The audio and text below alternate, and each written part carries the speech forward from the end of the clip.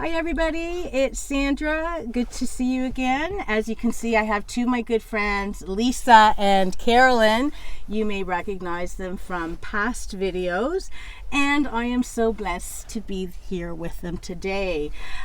We decided that today we were going to talk about choices. Our last video, which I'll link below again, was on holidays. We did one last year on how to get through the holidays. We're through the holidays, and we're going to share the choices we've made so that we can get through the holidays. We always talk about the addict, the person with the substance use disorder. They have choices. Well, we have choices as well.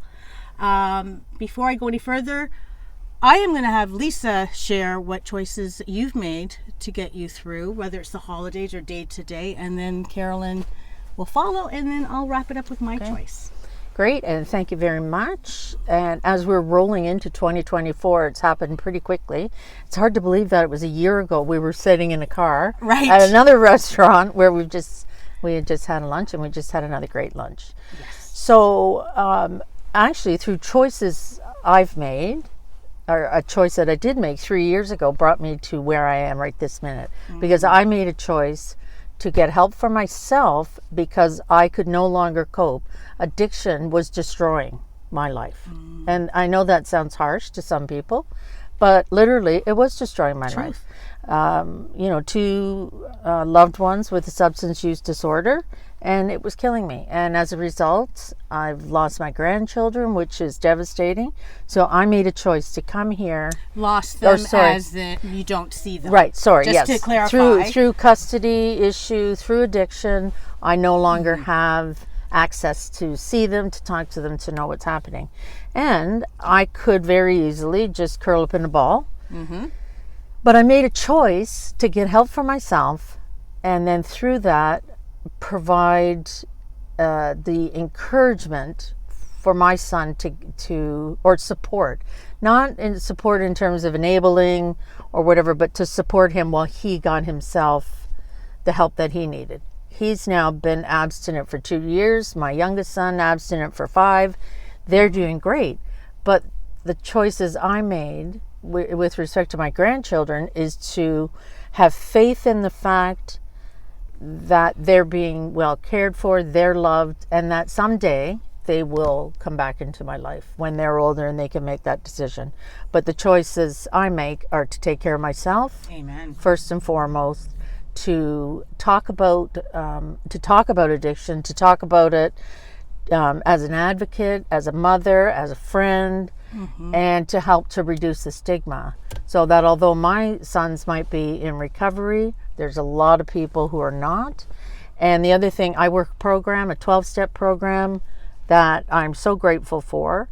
And I'm able to do service through that program and provide support as a sponsor to sponsees and to do group work. And that's what's been very helpful. Awesome. Thank you so much, Lisa. Thank you. And, my takeaway is that you've made a choice so that you could continue to live. Yep. You may not have your granddaughters with you day to day, but you are staying healthy and being of service. I am grateful because you are one of my supports when I need it. So thank you. And back here, if you want to move forward, Carolyn, so they can see your lovely face, is Carolyn. Carolyn, yay.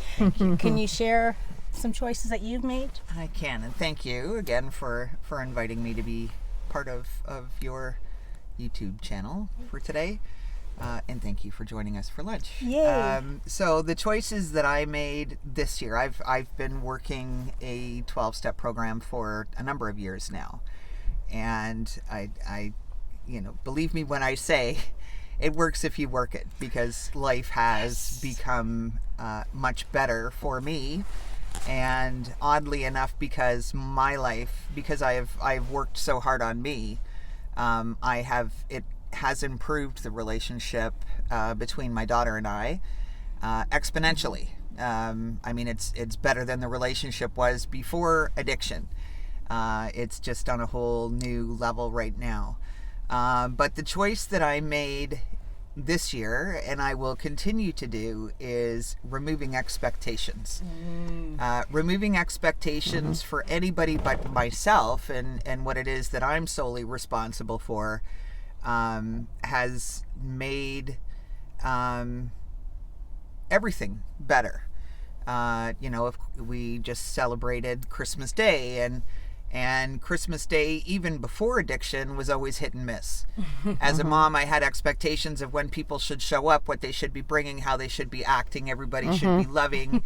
Everybody should do the dishes before they leave, and everything should be wonderful. And that was never How the did that case. work out for you? That was never the case, even before addiction. And of course, when you add addiction to the equation and not knowing where they are, what they're doing, how they're doing, if they're going to show, how they will be when they show, is always something that was worrisome. But the only thing that I could do about it was just concentrate on me. Christmas Day morning, the only thing that I could control was what time, or setting my alarm to ensure that I was up early enough to put the turkey in the oven, and starting the vegetables on time and making sure that the turkey was cooked. Everybody knew what time the turkey was going to be ready, and I didn't specifically invite anybody. I just said, anybody that wants to show up and eat, it's going to be ready at 2. And I didn't if people had have shown, if everybody showed up, which they did, that was perfect. If nobody showed up, then we would have just been eating turkey dinners for the next 3 weeks, which is also fine because it would save me from having to think of things to do. But with the lowering and having no expectations whatsoever, as long as it wasn't crap, it was awesome. There you go. And that's what I want to continue to do, is I don't want a bar. I don't want a bar when it comes to expectations of others, because it always will leave a bit of time to make it crap. Yep. And that's what I've done. Awesome. I love that. And we talk about expectations. So when we choose not to expect, life is easier, and you're not setting yourself up for disappointment, is what I say. Yeah. But you could always have that hope that you have enough people that will eat the turkey so you don't have leftovers for a week. So thank you for sharing. That's awesome, Carolyn.